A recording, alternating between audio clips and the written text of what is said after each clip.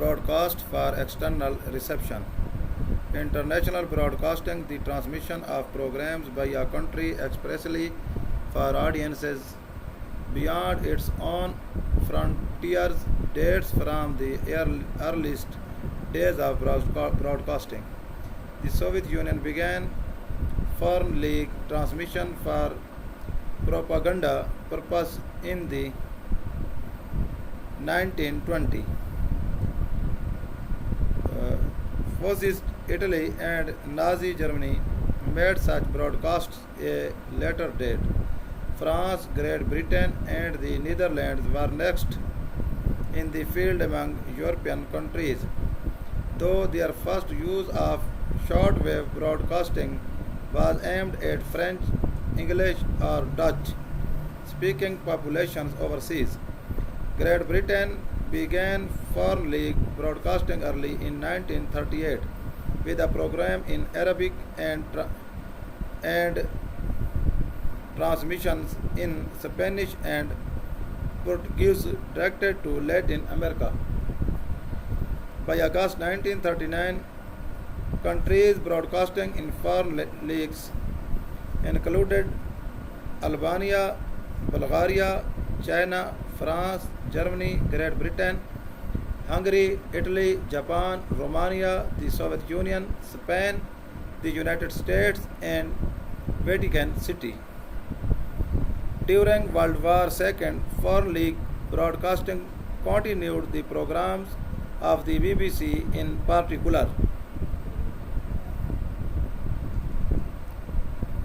Because of their reliability and credibility, had an important effect in maintaining morale among the countries that were under German occupation.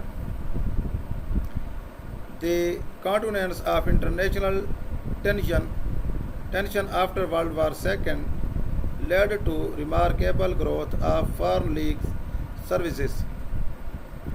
In 1950, for example, all of the communist countries of Eastern Europe except East Germany had launched external services, although these were on a small scale, and even the Soviet Union was transmitting a total of more than 500 hours of broadcasts weekly in all foreign leagues.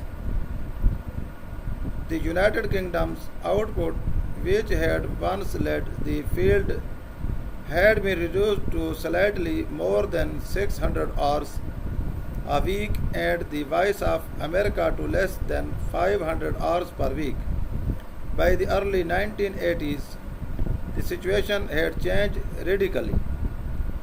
The Soviet Union alone broadcast more than 2,000 hours per week, and the output of all communist countries of Eastern Europe, excluding Yugoslavia, totaled about 1,500 hours.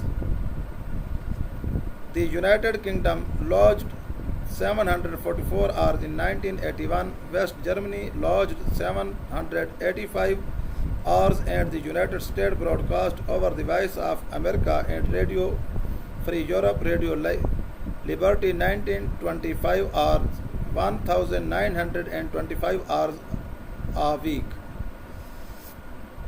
The output of China has risen from 66 hours weekly in 1950 to 1,375 hours by 1981. The increase in Chinese broadcasts reflected in the part of rising tension between China and the Soviet Union. Significantly, the output of China's ally for much of this period, Albania, rose from 226 to 560 hours weekly during the same period. By the early 1980s, Japan was transmitting for 263 hours, while Australia and Canada also sponsored external broadcasts.